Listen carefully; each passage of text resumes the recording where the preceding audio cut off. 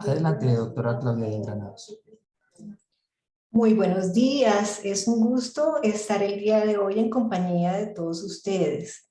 Les habla Claudia Díaz Granados, yo soy la directora jurídica de FELABAN y en nombre de esta Federación Latinoamericana de Bancos y de su Comité Latinoamericano de Derecho Financiero COLADE, me complace darle la bienvenida a nuestro primer webinar del año 2022 del Comité COLADE. En esta ocasión tendremos la magnífica oportunidad de escuchar al doctor Dionisio Machuca, quien nos aportará su análisis, su visión y su experiencia sobre El Salvador luego de la implementación del Bitcoin como moneda de curso legal. El doctor Dionisio Machuca es actualmente vicepresidente jurídico y secretario general de Banco Agrícola y del conglomerado financiero Banagrícola, miembro del Grupo Bancolombia. Cuenta con 29 años de experiencia en el sistema financiero, fungiendo actualmente como miembro de la junta directiva de la gestora de fondos de inversión Banagrícola. Es abogado por la Universidad José Matías Delgado, máster en Administración y Dirección de Empresas por la UCA. Cuenta con posgrados en Derecho Mercantil y Derecho Comunitario de la Universidad de Salamanca y un diploma en Finanzas de la Pontificia Universidad Católica de Chile. Apoya iniciativas educativas de la Asociación Promotora de Centros Educativos ACE, integrando el Comité Financiero, contando con un diplomado en Educación Familiar por el Instituto Europeo de Estudios de la Educación.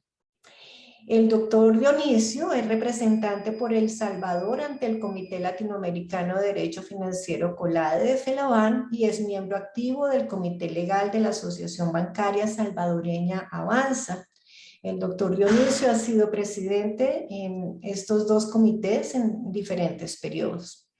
Es miembro fundador de Nodo, el Instituto de Derecho y Tecnologías de la Información del Salvador, y recientemente ha participado y apoyado iniciativas en el ámbito fintech como FinTalk, Byte y ASA Fintech.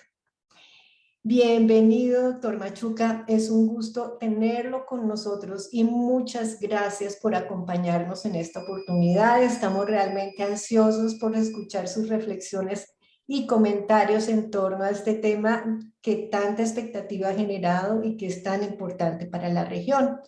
Una anotación a nuestros participantes es que tenemos habilitado el chat donde podrán formular sus preguntas, las cuales transmitiremos al doctor Machuca al final de su presentación. Muchas gracias, doctor Machuca. Muchas gracias, Claudia. Muchas gracias a FELABAN y a todos los amigos que nos acompañan. Por mi parte, de verdad encantado de poderles hablar de dos de las cosas que más me encantan de mi país y de lo que hacemos en nuestro banco de cara a este proyecto del Bitcoin. Soy un entusiasta y un aprendiz del tema, así que lo que me voy a enfocar es en trasladarles la experiencia que hemos tenido durante el último año. Así que, sin más, vamos a arrancar. Voy a tratar de que esta presentación sea llevarlos a través de un recorrido que va de Bitcoin Beach a Bitcoin City. Bitcoin Beach fue el proyecto inicial, un proyecto insignia de particulares que iniciaron a promover el Bitcoin en una pequeña comunidad en una playa de nuestro país. Y Bitcoin City es el más grande proyecto que en este momento se ha anunciado para una emisión de bonos. Así que creo que con estos dos proyectos emblemáticos vamos a contarles qué ha pasado en El Salvador. ¿Qué tenemos a nivel de esa ruta, digámoslo así, de ese recorrido? Pues les voy a hablar un poco de la ley Bitcoin, de cómo se lanzó un proyecto en 90 días, las normas que emitió Banco Central, qué pasó el día de, qué es Chivo, la billetera del gobierno, el modelo de Transfer 365, cómo ha funcionado la ley, qué lecciones hemos aprendido, cuáles han sido los usos, los impactos que ha implicado la conectividad y la colaboración, y el lanzamiento de la Oficina de Innovación de Banco Central para llegar a nuestro último proyecto. Pero vamos a tratar también de responder de alguna manera tres grandes preguntas. ¿Por qué ahora? ¿Por qué Bitcoin? ¿Y por qué El Salvador? Si pensamos por qué ahora, varios elementos de por qué ahora. Uno, el valor de la información. Les muestro rápidamente esta gráfica de cómo ha crecido la información que se produce en el mundo. En el 2018 se produjeron 33 zettabytes de información.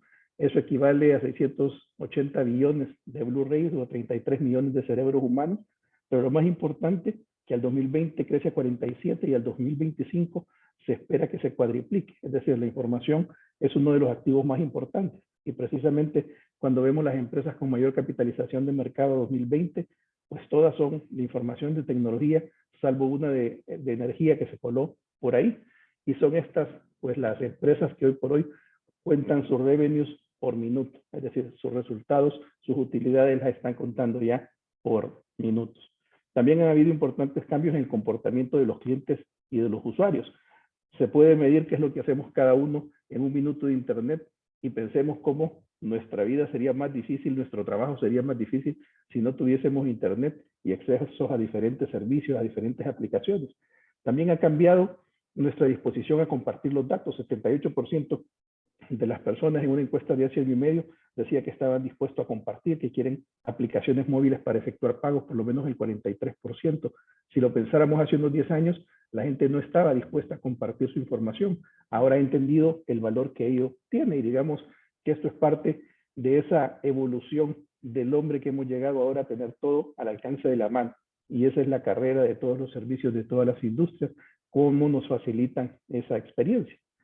Otro elemento que podríamos denominar la uberitización del dinero, así lo denominó Mark McCartney, un exgobernador de los bancos de Inglaterra y Canadá, dice que estamos en el momento de la uberitización del dinero porque confluyen dos ecosistemas, el de las redes sociales y el de los sistemas de pagos. Y pensemos pues cómo esta puede ser una evolución que va de lo que fue el intercambio y el trueque al uso del dinero. Podríamos decir que el uso del dinero fue la primera tokenización en abstracto. Luego aparecieron los títulos valores que sustituyeron parte de ese dinero.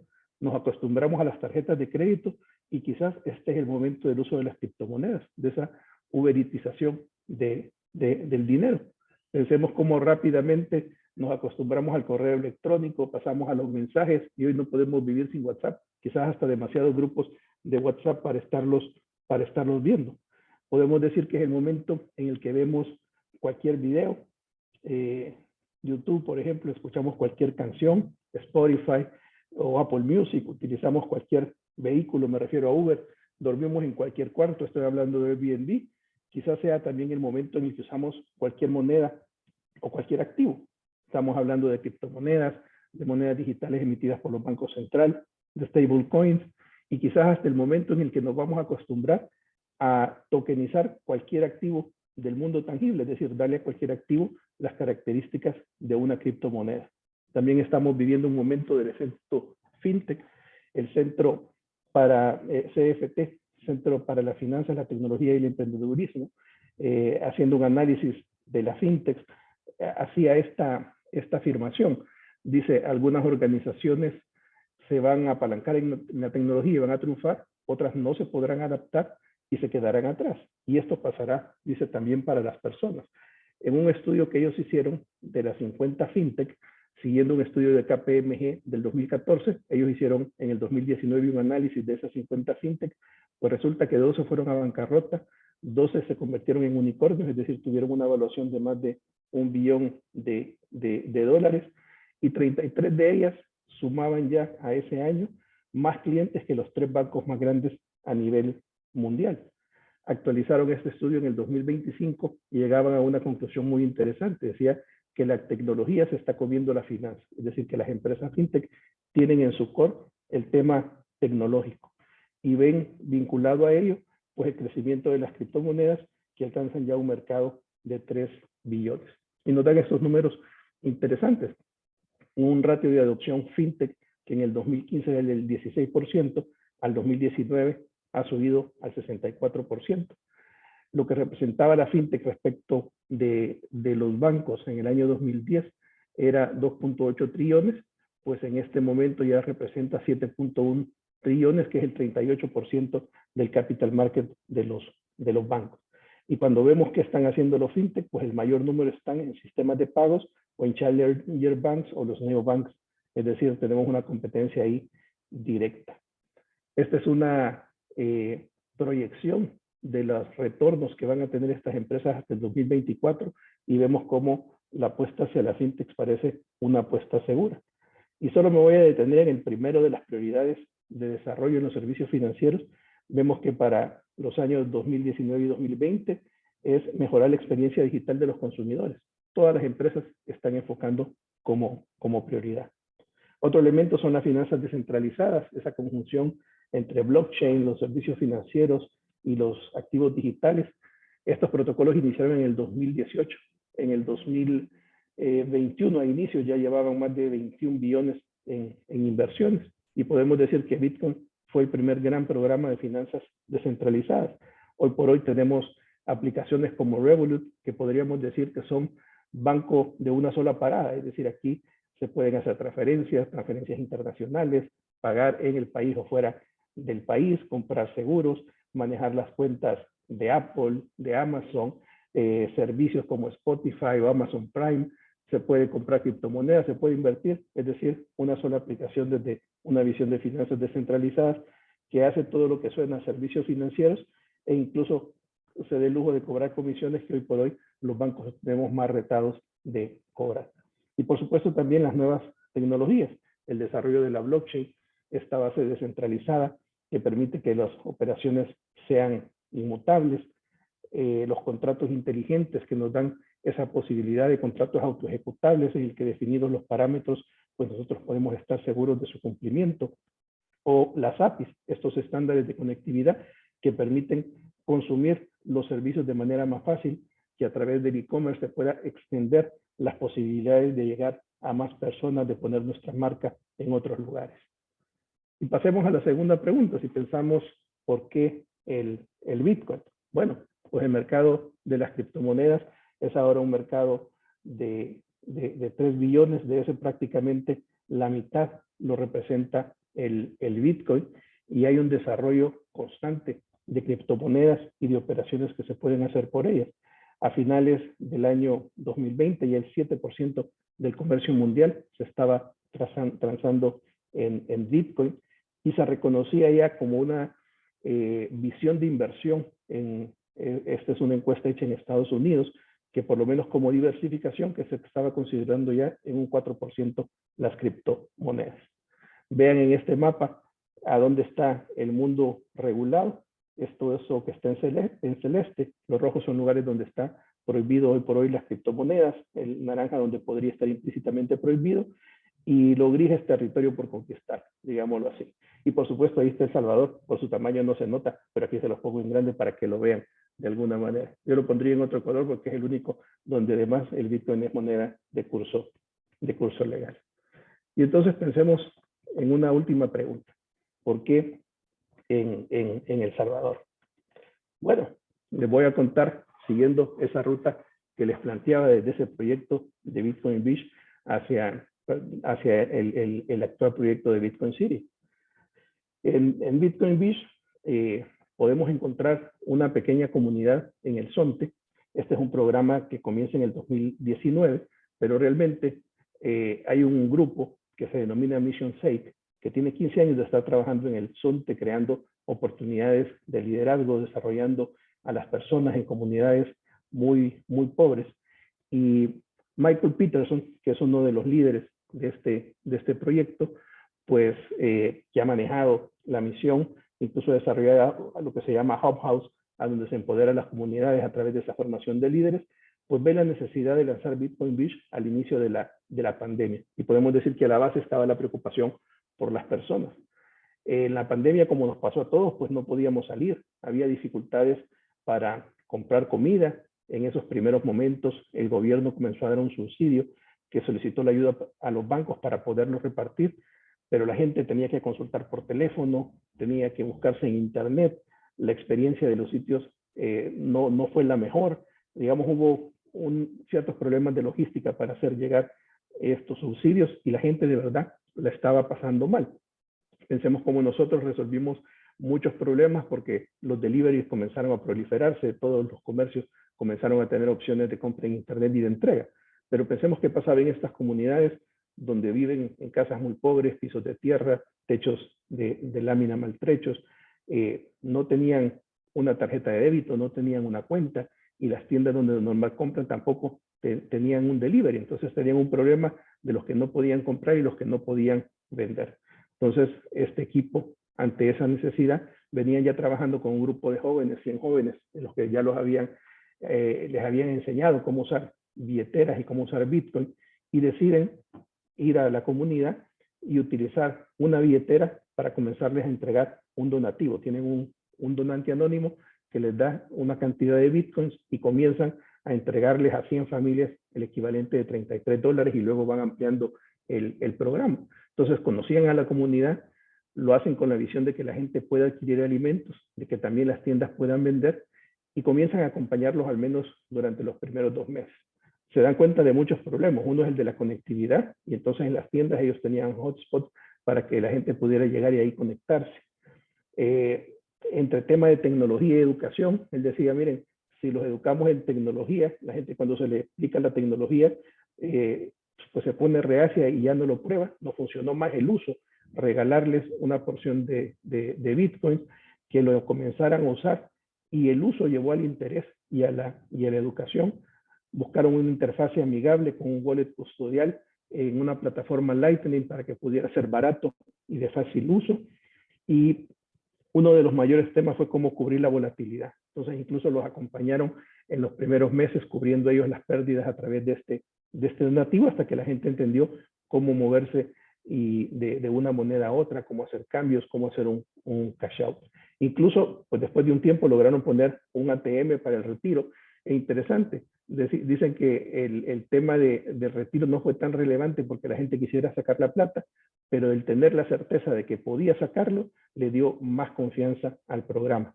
Y es así como nace este programa de Bitcoin Beach, que tiene pues antecedentes de 15 años de una comunidad comprometida de este equipo de Mission Sake que está cerca de ellos, y que de alguna manera se toma como modelo para lo que viene a ser después el proyecto Bitcoin en El Salvador. Si vamos al Zonte, a una playa, pueden ver que esa oficina se parece bastante a lo que es un corresponsal financiero, donde pueden hacer el cash-in, el cash-out, donde les ayudan a bajar la aplicación, una aplicación de Strike que han estado utilizando, y les dan esa formación, les dan esa ayuda, les dan esa guía. Crearon un modelo pues bastante sencillo, un ecosistema, digamos, local, con su método de registro, cómo hacer un cash-in, un cash-out y el uso, ¿verdad? Convenciendo a todas las tiendas y los comercios locales, a los vendedores ambulantes incluso, para entrar en esta operatividad.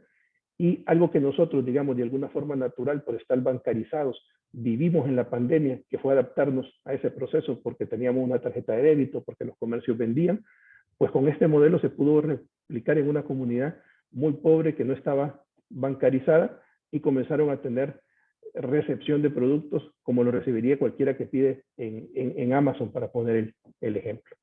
Bueno, pasamos así a la ley Bitcoin.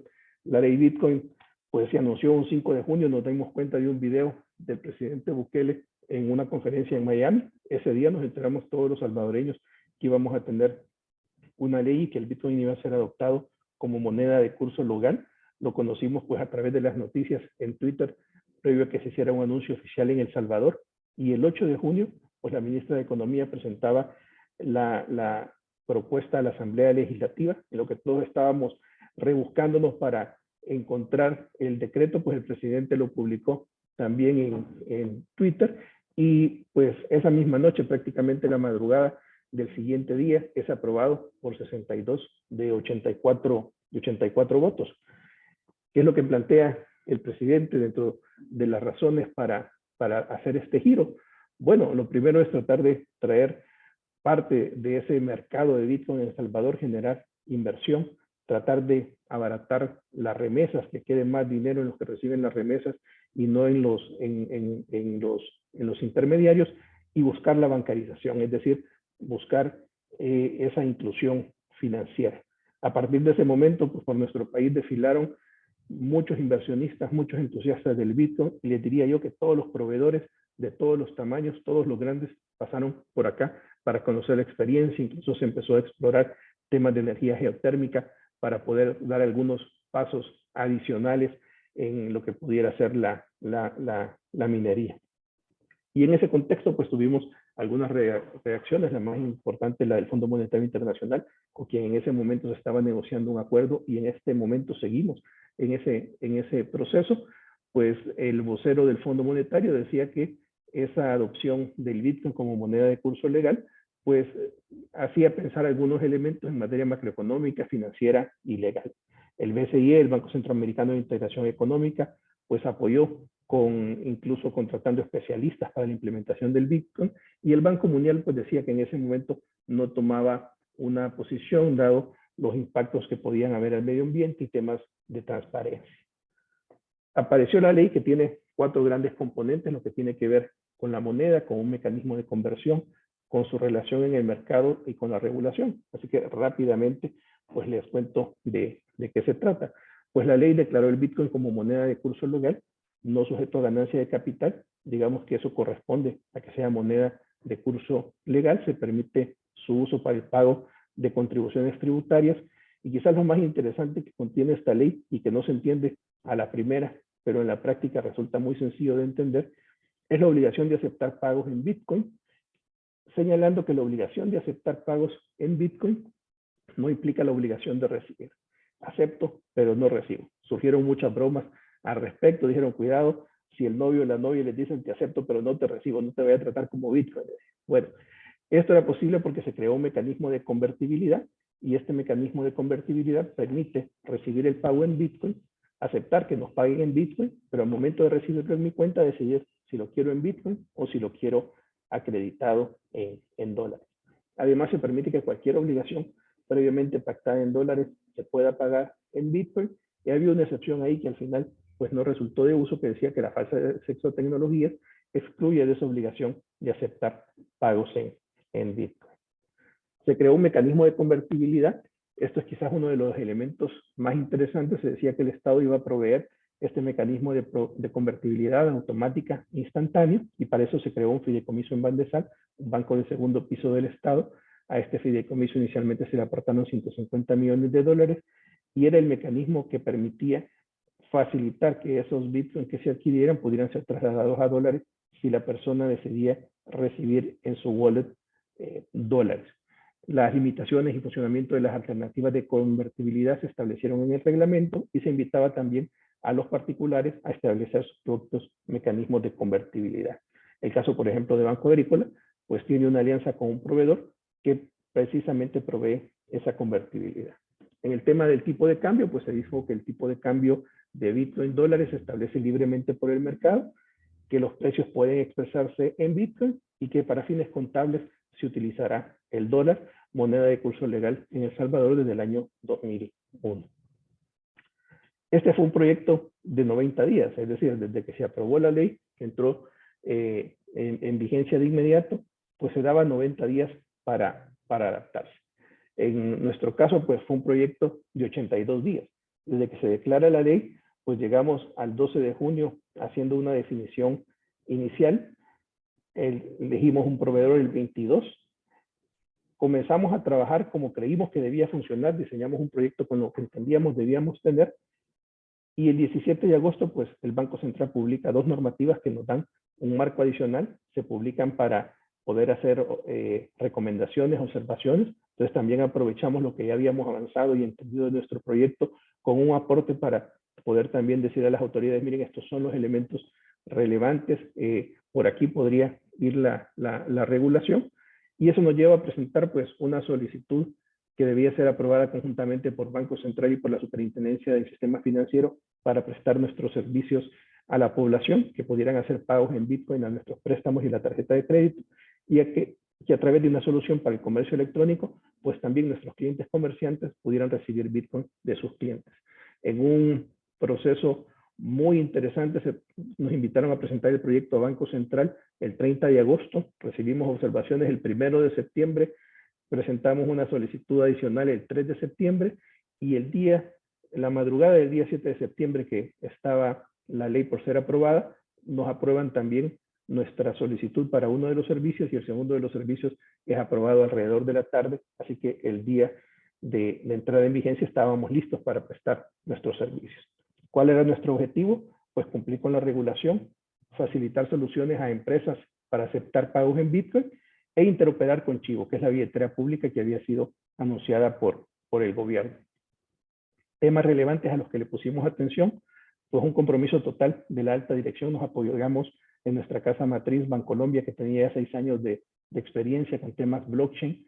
Hacemos una gestión del conocimiento inmediata, llegamos a capacitar 200 personas, pero luego pues también nos extendimos a todo el equipo y a nuestros clientes. Cuidamos mucho la relación con terceros, cómo elegíamos a nuestro proveedor de servicios, cómo estábamos muy cerca de las calificadoras, de los corresponsales, de las autoridades que estaban como muy interesadas en entender cómo iba a operar, y el tema de fondo era cómo no nos impactaba la volatilidad del Bitcoin, que en nuestro caso fue definir nunca tener una posición en Bitcoin, y un diseño de la solución muy estructurada. Nuestra solución la denominamos paga y vende como quieras, es decir, así como puedes pagar en efectivo, con un código QR, con una tarjeta, pues ahora además podías pagar en Bitcoin. Les muestro aquí, por ejemplo, en nuestra aplicación, si ustedes quieren hacer un pago a nuestros créditos o a nuestras tarjetas, pues simplemente pueden elegir pagar en Bitcoin. Pueden ver en la segunda pantalla y al final cómo aparece la opción. Y lo que va a aparecer pues es este código de barras, que es un código interoperable tanto para blockchain como para Lightning, cualquiera de las dos plataformas. La mayoría de las billeteras en El Salvador están hoy por hoy corriendo sobre Lightning. Con esto aparece una cotización, y si se acepta la cotización, en ese momento, pues la criptomoneda del wallet que elija nuestro cliente pasa a nuestro proveedor, le asigna el intercambio que ha aceptado, y él recibe como pago la cantidad en dólares que aceptó como monto a pagar. En el caso de nuestros comercios, tenemos una solución que se llama Wompi, que es un enlace que puede estar en página web, en WhatsApp, puede estar en cualquier red. Pues bueno, es lo mismo, se puede optar por pagar con tarjetas, incluso pago con puntos, pago en cuotas, y otra opción es el Bitcoin. Si se elige Bitcoin, se reflejará en la pantalla el código QR. Este código QR puede ser leído o pegado en cualquier billetera, y se activa inmediatamente el pago a través del mismo mecanismo de conversión, de tal manera que al comercio se le acredita la cantidad en dólares que ha sido acordada. Logramos que ni el banco ni nuestros clientes tengan volatilidad, pues lo que hacemos es esa conversión inmediata para que en sus cuentas finalmente se acrediten dólares. Esta es la tercera etapa, que corresponde a cómo operen los POS. Si cualquier persona llega a un comercio que tiene un POS nuestro, pues así como puede escoger pagar en dólares, pues va a poder escoger pagar con código QR o pagar con Bitcoin, y ya sea en la pantalla o impreso en el ticket aparecerá el código para que pueda hacer el mismo procedimiento. ¿Qué pasó en este proceso con las normas de Banco Central? Pues bueno, lo primero que conocimos fueron 2 normas que aplicaban únicamente a los bancos, es decir, a entidades reguladas. Una es que se reconoció la posibilidad de que nosotros manejásemos billeteras tanto en Bitcoin como en dólares. Hoy por hoy ningún banco tiene su propia billetera en Bitcoin aún, y pues las normas técnicas para facilitar la aplicación de la ley Bitcoin, que prácticamente lo que permitían era que contratáramos proveedores de servicios de Bitcoin para prestar servicios a nuestros clientes. Además, se aprobó una ley de creación del fideicomiso, este mecanismo de convertibilidad que les he comentado, y un reglamento de la ley Bitcoin, que lo que viene a establecer es el registro y la supervisión de los proveedores de servicios de Bitcoin. Algunos temas más relevantes que les destaco de este marco, pues muy interesante respecto de los proveedores de servicios Bitcoin, entidades reguladas. Es decir, si yo como banco iba a prestar un servicio a mis clientes y tenía un proveedor, pues era la entidad regulada la que asume el riesgo, la responsabilidad de contratación. Nosotros validábamos que cumpliera con todo lo que me requerían las normas técnicas, y prácticamente yo lo presentaba a Banco Central para su registro. Esa fue una forma muy sencilla de poder hacer, digamos, este registro en ese plazo de 90 días, que prácticamente fue de menos de un mes desde que estuvo en conocimiento de la reglamentación. Todos los proveedores de servicios en Bitcoin deben registrarse en el Banco Central. Esto también vino a poner orden respecto de muchas personas que comenzaron a hacer compraventa de Bitcoin por cuenta de terceros. Pues en un inicio tuvimos algunas alertas por este tema, pues hoy está muy claro que cualquiera que lo haga debe estar registrado en Banco Central. Se facilitó mucho el registro para quienes ya operan en países con una regulación prudencial, un foco muy claro en temas de prevención de lavado y protección al consumidor, que también en el caso de las entidades reguladas, nosotros éramos los responsables, somos los responsables de que se cumplan de cara a los clientes. Se nos faculta para prestar servicios de wallet en Bitcoin, por lo que podría ser una operación que no descarto que muy pronto pudiera estar en el mercado. Sin embargo, hoy por hoy ha funcionado muy bien. En nuestro caso, por ejemplo, con un proveedor y con conversión automática. Se faculta a los proveedores de servicios de Bitcoin tanto el manejo de wallets en Bitcoin como en dólares. Hoy por hoy el único caso es Chivo, que es la billetera oficial del Estado. Es una billetera que tiene estas dos gavetas, podríamos decirlo así, una gaveta en Bitcoin y una gaveta en dólares, y entendemos que el wallet en dólares opera con un emisor de dinero electrónico. Y este diría yo que es uno de los temas que sí en la ley y en el reglamento no ha quedado demasiado especificado, es decir, pero entendemos que es la forma como está funcionando, y al no haber hoy por hoy otro proveedor, entendemos que ha sido el mecanismo para permitir el manejo de este wallet del gobierno.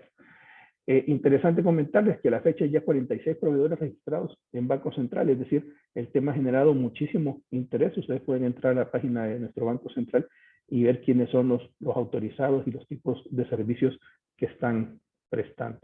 Bueno, en esta ruta llegamos al día D, que fue el 7 de septiembre. ¿Qué pasó? El día D todos estábamos pendientes, había mucha expectativa. El presidente en Twitter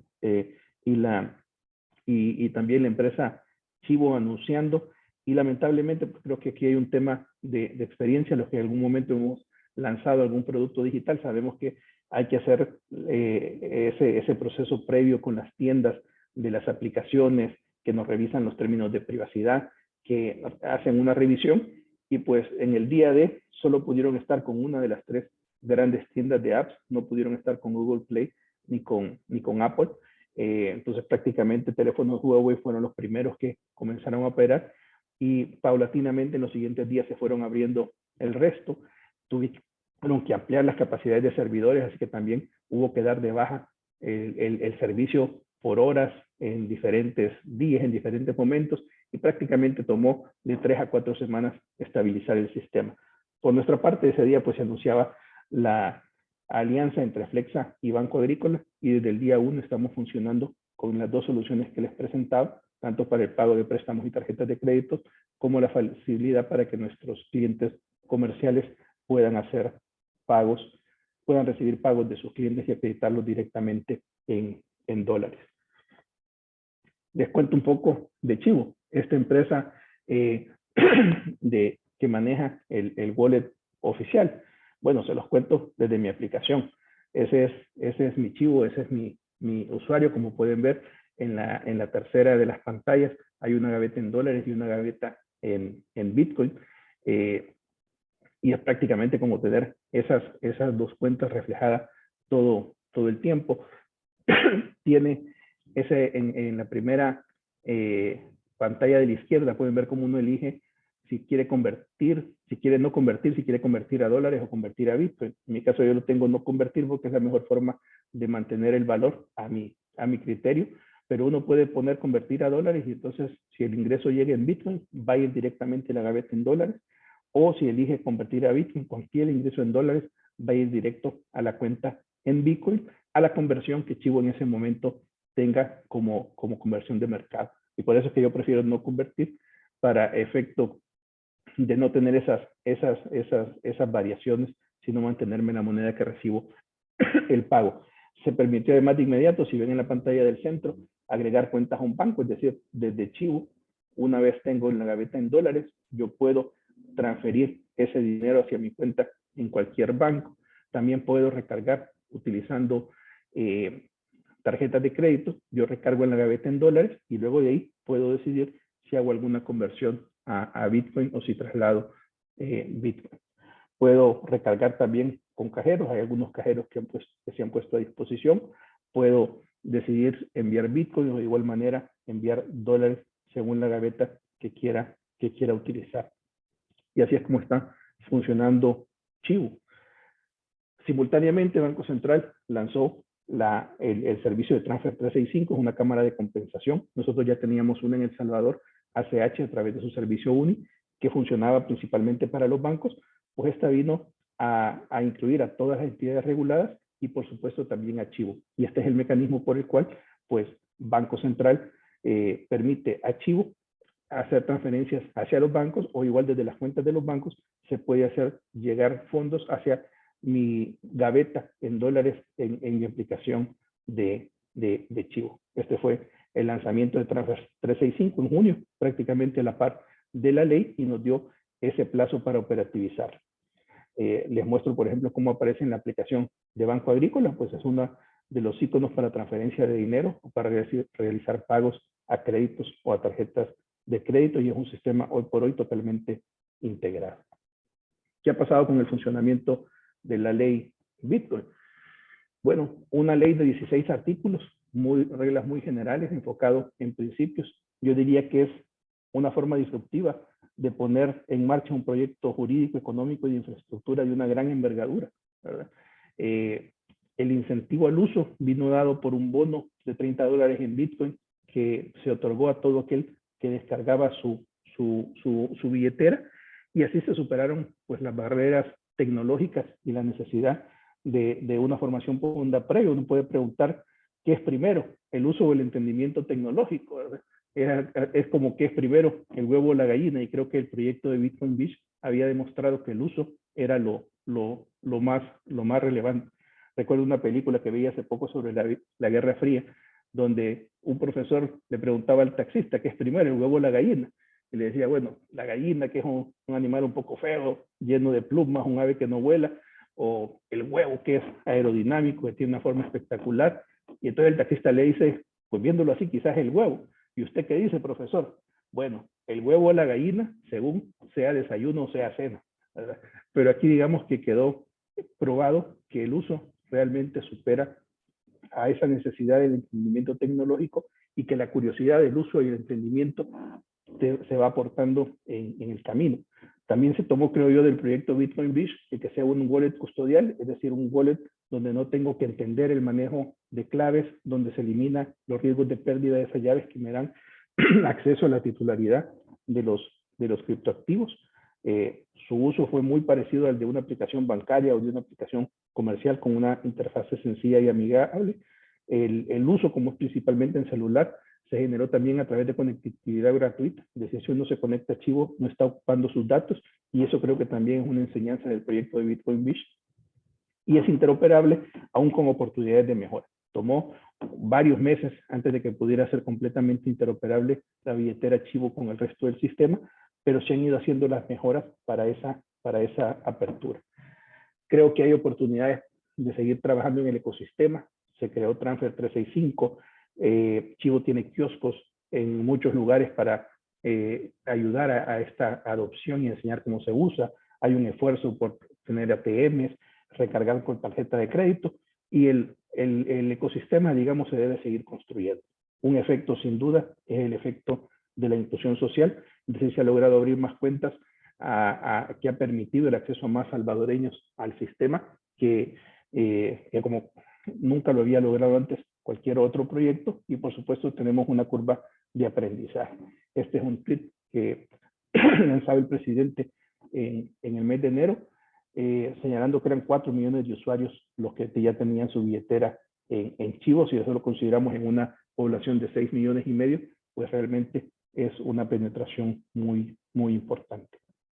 Y podemos ver cómo, pues, no solo fue esa ola de visitas durante la ley de gente interesada en qué hacer en El Salvador con el Bitcoin, sino pues de las últimas semanas tenemos ahí al CEO de Binance, tenemos también al presidente de Banco Azteca, que ha estado muy interesado en algún proyecto geotérmico, que es donde se va a dar la minería, y podemos decir que sigue generando muchísimo interés en los inversionistas.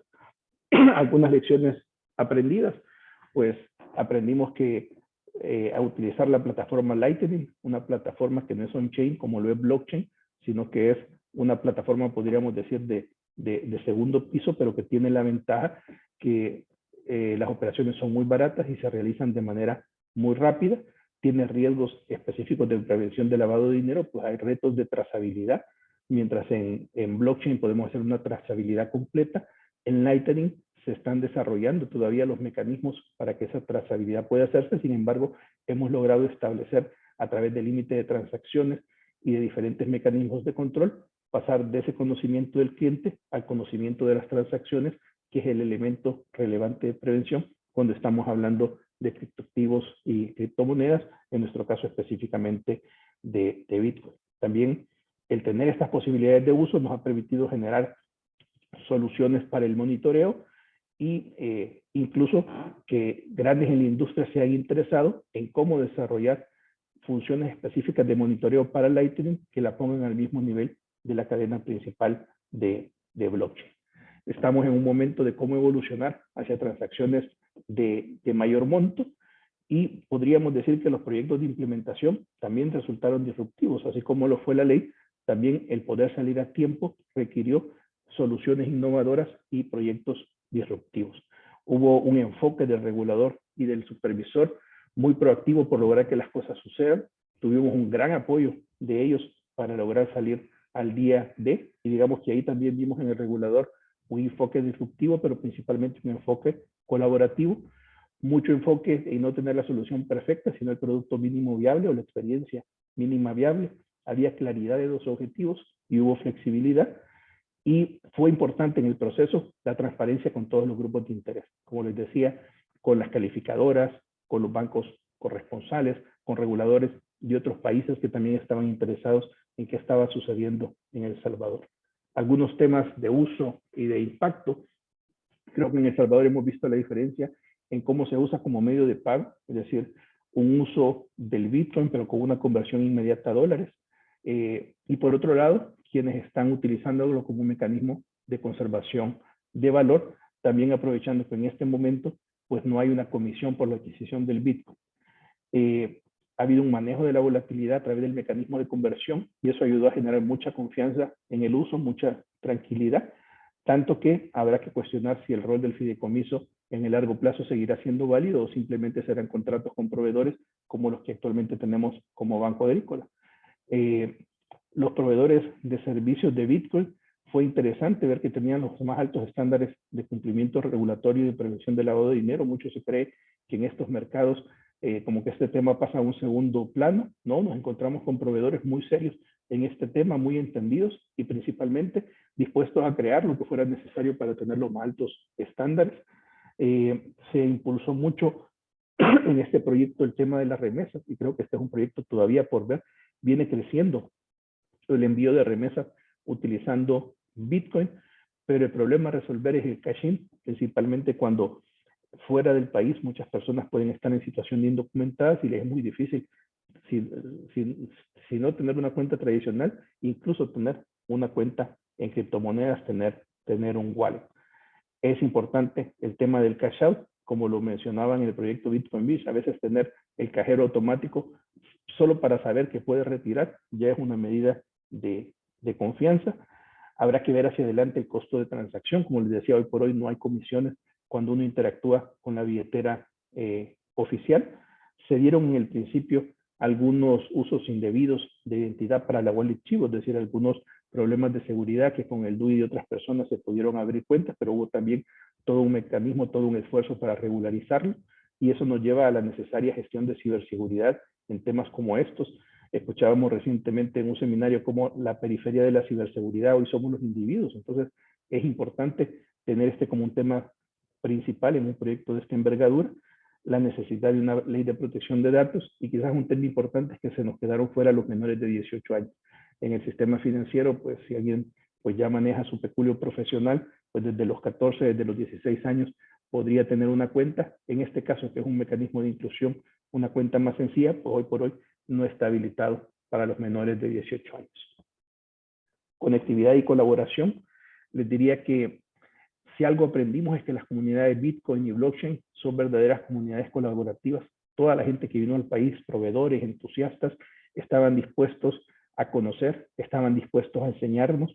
Hubo reuniones en las que de repente alguien quería vender un producto, pero se daba cuenta que había un tema que había que entender, dejaba de vender el producto y nos explicaba primero por 2 horas de qué se trataba su proyecto. De verdad, una dinámica distinta. Siempre estuvieron dispuestos a enseñarnos, a compartir prácticas, posibilidades de uso. Y eso nos llevó pues también a una especialización del equipo interno.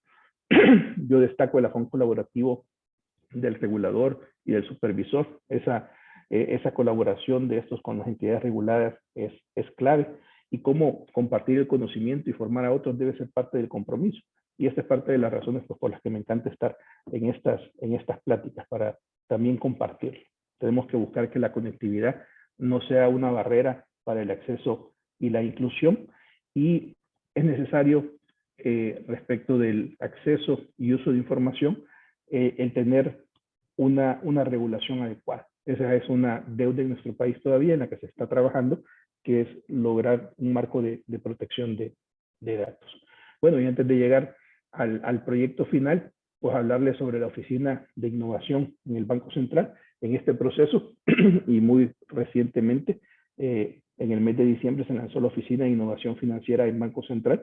Podemos decir que es una especie de sandbox en el que pues precisamente se va a dar apertura a los proyectos fintech, a la innovación, ya sea para promover cambios en la legislación, cambios en la normativa, o para poder encontrar dentro del marco existente qué es lo que puede funcionar, qué es lo que se necesita para funcionar. Y hemos visto cómo en esta interacción Banco Central, Superintendencia, pues también se viene hablando, ya se nos presentó recientemente lo que va a ser la ley del sistema de pagos y la liquidación de valores, tiene una regulación sobre instrumentos de pagos, empresas de transferencia de dinero, que sin duda llevan ya esta visión de interacción con el mercado de Bitcoin, con los proveedores especializados de Bitcoin y de criptoactivos. Se está haciendo una modificación a las normas para corresponsales financieros, de tal forma que podamos tener corresponsales móviles y corresponsales digitales. Esto de fondo lleva al uso de APIs como un canal de corresponsalía financiera. Entonces, todos estos impulsos, todo lo que hemos visto, también ha incidido en desarrollar este ecosistema normativo y en ir ampliando las posibilidades de cosas por hacer. Y bueno, finalmente llegamos a nuestro proyecto de Bitcoin Beach. Este proyecto se lanza en el marco de la Bitcoin Conference a finales de noviembre, y es un anuncio del presidente de establecer una zona donde va a haber un desarrollo muy importante sobre la base de Bitcoin, donde se va a traer minería, donde se van a traer diversos proyectos, donde se va a tener un régimen fiscal especial, donde prácticamente solo se va a pagar un IVA diferenciado, que va a servir parte de eso para cubrir costos del municipio, cerca de una planta geotérmica que provee energía limpia para la minería, y pues la emisión de un bono por $1.000 millones de dólares para financiar este proyecto. Este anuncio pues fue bien acogido por los entusiastas del Bitcoin. En la práctica pues estamos a la espera de conocer más detalles de cómo va a funcionar. Lo que conocemos es que va a ser una emisión por 1.000 millones, de las cuales 500 millones se invertirán en Bitcoin.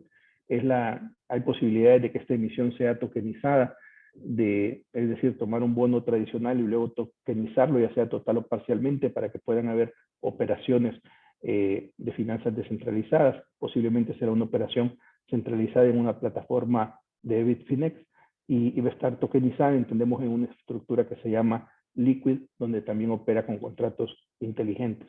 Lo que se ha explicado es que esos 500 millones en Bitcoin van a estar bloqueados por 5 años, y a partir del 6º año podrían comenzar a venderse dependiendo de los precios de mercado, y se pagaría un dividendo adicional a lo que fue la tasa en su momento anunciada del 6.5%. La verdad que los entusiastas del Bitcoin todos apuestan por poder entrar en esta emisión.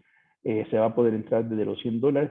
Es una democratización de las inversiones a través de la tokenización, y posiblemente haya un mercado secundario descentralizado, es decir, la tokenización de parte de esta emisión o de toda ella puede ser también con mira a generar un mercado secundario descentralizado. Algunas consideraciones finales, pues les diría que en realidad ha sido una experiencia, un gran aprendizaje. Ha sido para nosotros ponernos en el mapa mundial en otra perspectiva, pasar de ser conocido quizás como el país de las maras a ser conocido como el país del Bitcoin, a pesar de que hoy por hoy las operaciones en Bitcoin, por ejemplo, cuando lo vemos nosotros en pagos a nuestros créditos, tienen un promedio de $94 el ticket, Cuando lo vemos en los comercios, el ticket promedio anda en $38. Sí vemos cómo ha servido esa ampliación de la base en el tema de inclusión financiera para que se genere muchísimas transferencias desde la gaveta en dólares de Chivo hacia los bancos, como los comercios que están recibiendo Bitcoin hacen una convertibilidad y ese dinero está pasando en dólares hacia el sistema financiero, es decir, el desarrollo del ecosistema y la inclusión social.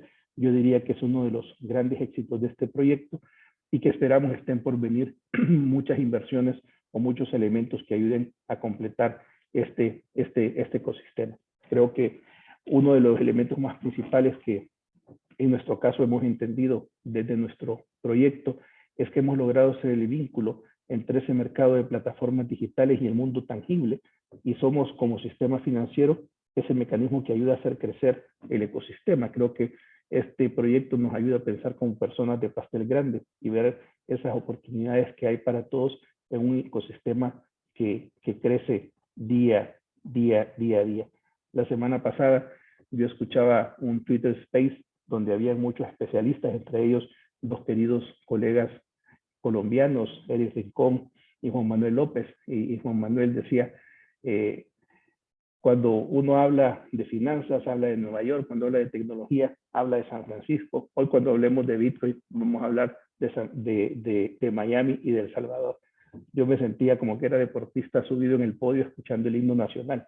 La verdad que da gusto estar en la visión de los colegas y de todos los entusiastas con un proyecto que nos llena de orgullo, de que como banco y como grupo hemos podido participar para hacerlo realidad, y que creemos es la plataforma para esa transformación digital y esa transformación bancaria hacia los servicios que hoy por hoy nuestros clientes están demandando. Así que con eso, pues darles las gracias por su tiempo. Sé que es mucha información, espero no haberlos agobiado con demasiada velocidad o con demasiados temas, pero ha sido todo el interés de compartirles esta experiencia. Así que de nuevo, muchas gracias a todos, muchas gracias a Felaban, muchas gracias Claudio, y muchas gracias a mi querido Colade. Muchísimas gracias, Dionisio, estupenda tu presentación, muy ilustrativa, supremamente interesante. Acá tenemos algunas preguntas de nuestros asistentes. Dionisio, aquí una primera pregunta. ¿Cómo ve el futuro del Bitcoin como legal tender tomando en cuenta la variabilidad de su valor? Bueno, en el caso de El Salvador, como les decía, ha habido un elemento adicional que ha generado confianza, que son precisamente los mecanismos de convertibilidad. Y a pesar de que se instaló un mecanismo de convertibilidad oficial, pues es un mecanismo que con igual eficiencia y quizás con mejores costos, también lo hemos podido implementar los particulares a través de proveedores especializados de servicios. Vemos que estos proveedores tienen las capacidades para hacer esos manejos de volatilidad, y si uno quiere evitar la volatilidad, es posible tener este tipo de contratos para solo recibir en dólares. Igual, la volatilidad no es buena ni mala. La volatilidad hay que aprender a manejarla y será un tema de riesgo a dónde se quiera centrar uno y de dónde vienen sus ingresos, porque finalmente eso pues, puede definir si uno se queda en una moneda o en la otra. Pero hoy por hoy diría yo que la volatilidad la manejamos a través de los servicios de conversión. Excelente, Dionisio. Otra pregunta. ¿Bitcoin tiene un respaldo de dinero físico u otro activo? Bueno, el Bitcoin como tal se adquiere y en esa medida es una transformación de valor. En el caso específico de Chivo Wallet, en el que se puede tener además una gaveta en dólares, esa porción en dólares es la que está respaldada como un emisor de dinero en electrónico. Digamos, ese es nuestro entender del funcionamiento. Como yo les explicaba, ese es un tema que en la ley no ha quedado claro. Sí están muy claras las reglas para los emisores de dinero electrónico y entendemos nosotros que se asimila. Otra pregunta, Dionisio, de Diego Pinto. ¿Bitcoin es dinero electrónico o cuál es la diferencia entre Bitcoin y dinero electrónico? Bueno, digamos que Bitcoin es una moneda sin representación física, ¿verdad? Uno podría discutir si es moneda o no, en el sentido de si es un criptoactivo, como es manejado en el resto de países. Para el caso de El Salvador, yo tengo que confirmar que es una moneda. La ley lo determinó como moneda de curso legal. Y normalmente el dinero electrónico está más referido al dinero que manejamos los bancos, es decir, los instrumentos que nosotros manejamos para efecto de crear derechos que pueden ser canjeados o exigidos. Si estamos hablando, digamos, del mundo de los criptoactivos, estaríamos hablando de criptomonedas o de criptoactivos en el sentido de que no tienen una representación física, si quisiéramos fijarnos en una categoría muy especial, y por tanto nunca las poseemos, sino que lo que tenemos son llaves que nos dan la titularidad de esos activos que solo existen en la plataforma digital. Excelente, Dionisio. Nos preguntan, una vez he realizado el traslado de fondos de BTC a dólares y posteriormente traslado a cuenta bancaria, ¿cuánto tiempo tarda este tipo de transacciones? Transfer 365, que es el mecanismo que yo les explicaba que creó Banco Central, pues es cuestión de minutos, ¿verdad? Como pueden ser segundos, yo les diría que no pasa de 5 minutos lo que pudiera tardar por tráfico, pero es segundos, uno lo puede ver prácticamente de inmediato. Excelente. Otra pregunta de Steven Montesinos. Al usar la red Lightning, ¿quién asume el riesgo de conocimiento de la transacción? Cállate, ¿el banco o el proveedor de los servicios de BTC? Una pregunta de suyo interesantísima. Yo te diría que hay dos puntas en esa relación. Lo más importante es que nosotros el servicio solo se lo damos a nuestros clientes. Es decir, que yo ya tengo un conocimiento del cliente. Yo no recibo pagos en Bitcoin de terceros. Y luego, cuando está utilizando el Bitcoin tiene un seguimiento especial que ya no solo tiene que ver con la persona, sino que tiene que ver con la transacción, es decir, cuál es el origen de ese Bitcoin, si ese Bitcoin no ha estado relacionado a operaciones en la dark web, si no ha sido utilizado para un fraude. Y ese historial se puede seguir a través de toda su historia desde que fue minado. Entonces, esa parte pues también la hace nuestro proveedor de servicios, y te diría yo que hay un complemento entre conocer al cliente y conocer la transacción que nos da ese doble sentido de seguridad. Incluso yo a un cliente podría tenerlo como un muy buen cliente, pero de repente le puedo vedar una transacción por el origen de su Bitcoin, porque viene de una billetera que no tiene los elementos necesarios de protección, por poner un ejemplo. Entonces, son dos elementos complementarios que en este caso los manejamos los dos que participamos en esta relación. Muy interesante, Dionisio, que siempre han existido dudas sobre cómo es esta gestión del riesgo de lavado de activos y financiación del terrorismo en el Bitcoin. Fíjate que hay un ejemplo muy interesante para ver eso. ¿Cuál es el dinero más anónimo que puede existir? El que tú y yo podamos tener en la bolsa de nuestro pantalón o en una cartera en este momento. De acuerdo, el efectivo, claro. Eso con el Bitcoin no sucede. El Bitcoin desde que se minó tiene una historia en blockchain y tú puedes hacer esa trazabilidad. En ese sentido, pues es más difícil perder la trazabilidad, o no se puede perder la trazabilidad de como si lo pierdes con el efectivo. Excelente. Julián García nos pregunta, ¿cómo manejan la volatilidad del BTC? Del Bitcoin. Bueno, el Bitcoin tiene esa variación de precios que podríamos decir porque todo el tiempo hay información en tiempo real de su última transacción. Si eso lo tuviéramos con todos los bienes, quizás nos asustaría también ese nivel de volatilidad. Pero al final del día es la tranquilidad si yo quiero o no tener una posición en Bitcoin. Lo que a través del mecanismo de conversión nosotros estamos logrando es que si tú no quieres tener una posición en Bitcoin, no la tengas. Nosotros como banco hemos decidido no tener una posición en Bitcoin. Entonces, a pesar de que somos el banco del Bitcoin para efectos de las transacciones, lo que tenemos es todo un mecanismo que nos asegura que en nuestro balance siempre hay dólares. Siempre entiendo, Dionisio, que eso tiene un impacto en materia de regulación prudencial, en materia de Basilea, ¿no? En el tema de... Sí, la propuesta es entre el 100 y el 120% de capital requerido.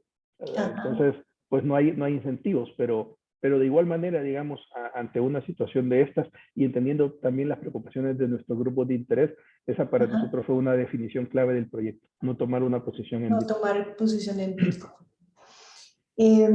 También nos pregunta, quisiera preguntar, ¿cuál ha sido el mayor riesgo que actualmente están enfrentando con la implantación del Bitcoin?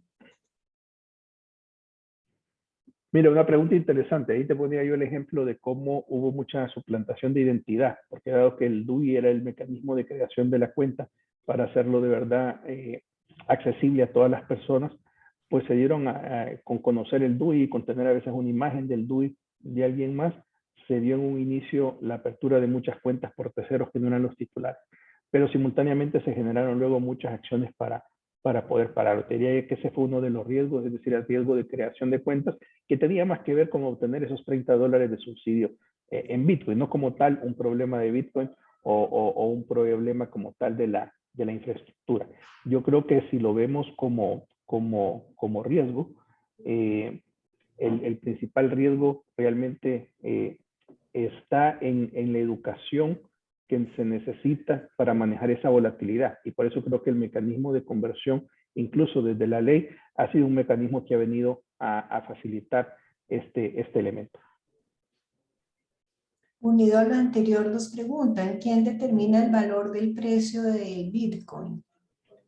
Es el valor de mercado, porque de hecho está abierto a interoperar con cualquier wallet, es decir, tú puedes obtener tu Bitcoin a donde sea y traerlos al ecosistema, o puedes comprar Bitcoin directamente en Chivo Wallet. Y ahí lo que corresponde, como en todos casos, es ver las cotizaciones, porque normalmente hay comisiones explícitas o pueden haber cargos implícitos precisamente en el tema de conversión. Cualquiera que en un mercado tiene un mercado de conversión de moneda sabe que ese tema es el que hay que tenerle mucha atención. En el caso nuestro, por ejemplo, nuestro proveedor tiene un compromiso de dar la mejor cotización de mercado. También Karina Zarango nos pregunta, y yo creo que esta tú ya la respondiste anteriormente, concretamente, ¿cómo se mitiga el riesgo de lavado de activos asociado al uso del Bitcoin? Conocimiento del cliente, de lo cual ya tenemos alguna experiencia, más conocimiento de la transacción, que es el tema por aprender y que es el tema que se puede hacer con herramientas tecnológicas y a través de proveedores especializados para poder seguir esa ruta del Bitcoin. Hoy por hoy mucho más fácil a nivel de blockchain, con algunos retos en Lightning, pero que incluso este proyecto nos ha permitido que se hagan los desarrollos necesarios para que Lightning se tenga ese mismo nivel de protección. Si una persona natural ya tiene sus Bitcoin y quiere tener una cuenta de su banco para almacenarlos y pasarlos a dólares, ¿cómo determinan ustedes la legalidad o de dónde vienen esos Bitcoin? Bueno, hoy por hoy no hay ningún banco con wallets en Bitcoin. Si viene en Bitcoin será desde una cuenta del cliente, ya sea para hacer en nuestro caso un pago de crédito de tarjeta de crédito porque le está pagando a un comerciante, o alguien los recibió en Chivo, los convirtió a dólares y luego los pasó en dólares a través nuestro. Entonces, digamos, no hay un tema de manejo hoy por hoy de wallets en Bitcoin en los bancos. Pero cómo se maneja cualquier transacción que esté en Bitcoin en ese control, pues a través de en nuestro caso, del proveedor que nos presta el servicio, como el que hemos establecido alertas, parámetros, los mecanismos de validación, y quien a su vez tiene proveedores que hacen todo este seguimiento en la red para ubicar cuál ha sido ese destino y uso del Bitcoin y estar seguro que podemos sentirnos tranquilos en aceptarlo. Excelente, Dionisio. Una pregunta. ¿Quién pagará las comisiones en el futuro? Bueno, ese es un tema interesante. Digamos, los estamos pagando todos como para parte de un proyecto social, en el sentido que cualquier costo está saliendo de nuestros impuestos. Creemos que la inversión pues vale la pena cuando vemos el desarrollo de la inclusión. Ojalá lo veamos en el corto plazo también en desarrollo de inversiones. Como decimos, pues nada es gratis, pero esperamos que estos recursos estén siendo bien invertidos de tal manera que haya mucha retribución para nuestro país, que siga ampliándose esta base de inclusión social, que se generen muchas oportunidades hacia el futuro. ¿Es o no un producto especulativo? ¿Qué desventaja tiene al no tener un banco central que lo regule? Bueno, se dice que en estos sistemas lo que no hay es un tercero de confianza, pero lo cierto es que la confianza se establece en la plataforma, es decir, en estos protocolos que en su momento lanzó Satoshi Nakamoto y que hasta el momento han probado prácticamente ser a prueba de inalterabilidad. Entonces, Se dice que no hay un tercero de confianza, pero digamos que más bien la confianza se cambia del tercero, de la persona, de la autoridad, hacia una plataforma que parecería ser más robusta de lo que tradicionalmente han sido nuestros terceros de confianza. Ok. ¿Cómo se realizan los controles de PLA en los bancos? ¿Perdón? ¿Cómo se realizan los controles de PLA en los bancos?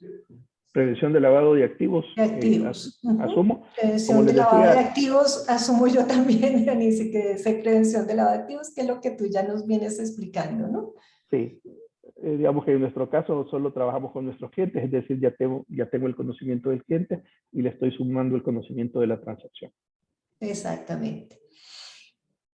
Adi Nair nos pregunta, ¿por qué estima que el gobierno implementó al Bitcoin como moneda de curso legal y no implementó una CBDC? Bueno, yo creo que por la velocidad que se buscaba, porque el Bitcoin, como les decía, aprobado hoy por hoy, sí es robusto, es decir, no hay fraudes, no hay alterabilidad como tal de las transacciones, parecería ser como tal el mejor protocolo hoy en día, tener una moneda centralizada emitida por Banco Central, una moneda digital que es a lo que se refiere la pregunta, pues lleva más tiempo, lleva inversión en tecnología propia, lleva las seguridades, el hacerse cargo de la ciberseguridad al respecto, y creo que ese es un camino en el que todavía hay que explorar mucho antes de tomar una decisión. Por supuesto. ¿Quién asume el costo de la convertibilidad de dólares y Bitcoin? Bueno, en el caso de Chivo, pues no tiene costo, puede ser que haya un costo en la valoración de la moneda, es decir, en el tipo de cambio. En el caso de los servicios que nosotros prestamos, cuando son pagos de préstamos y tarjetas, lo asumo como banco, pues soy yo quien está recibiendo el beneficio del pago. Y cuando son comerciantes que reciben pagos de sus clientes, lo asume el comerciante. ¿Sería recomendable tomar como variable de calificación de riesgo de cliente si el cliente transa en Bitcoins? Bueno, debe ser parte del análisis y principalmente no si transa o no transa en Bitcoin. Como vemos a cualquier cliente, lo importante será si tiene sus ingresos en Bitcoin, qué porción de su balance tiene, y pensando en los contratos de créditos habrá que tener condiciones especiales como para ver esos cambios en el balance, esos ratios, esas proporciones. Creo que como tal, pues nuestra especialidad en los bancos es el manejo de los riesgos, y cuando se analizan ese tipo de balances, pues lo que ha habido es una evolución de los elementos a considerar. Acá hay bastantes preguntas, doctor Dionisio, pero no sé qué tanto tiempo tengas. Yo Continuamos. agradecería, Claudia, si me las puedes hacer llegar, yo me comprometo a contestarlas. Como te comentaba, Perfecto. estoy en un rato saliendo en un vuelo para Medellín, Ah, así que perfecto, Dionisio, me, sí, señor, no me queremos. disculpo con ustedes, pero sí sé que el tema genera mucha inquietud. Yo no les puedo dar la respuesta de un experto, pero les voy a dar la respuesta más entusiasta y más apegada a la experiencia que estamos viviendo. Así que con el mayor de los gustos, Claudia, yo la recibo y la contesto. Perfecto. Dionisio, también te queríamos consultar. Nos han preguntado mucho si podemos enviar el link con la grabación y tu presentación a los participantes. Queríamos consultarte si tú nos autorizas, con muchísimo gusto nosotros la enviamos. Sí, Claudia, con gusto. Perfecto. Entonces, no siendo más, Dionisio, para liberarte, que no pierdas tu vuelo, que nos sentiríamos bastante culpables si llega a ocurrir eso. Te damos nuevamente las gracias, interesantísima tu presentación, tu charla muy ilustrativa. Mil gracias por acompañarnos, que tengas un muy feliz vuelo a Medellín, feliz de recibirte por estas tierras, por Colombia. Y bueno, a nuestros participantes agradecerles muy especialmente por habernos acompañado en esta oportunidad. Continuaremos con nuestro ciclo de webinars del COLADE. Con mucho gusto transmitiremos las preguntas que hacen falta al doctor Dionisio. Y con mucho gusto también les estaremos mandando el link de la grabación de la presentación y la presentación respectiva. Muchas gracias y una feliz tarde. Muchas gracias. Un saludo a todos. Muchos saludos. Hasta luego.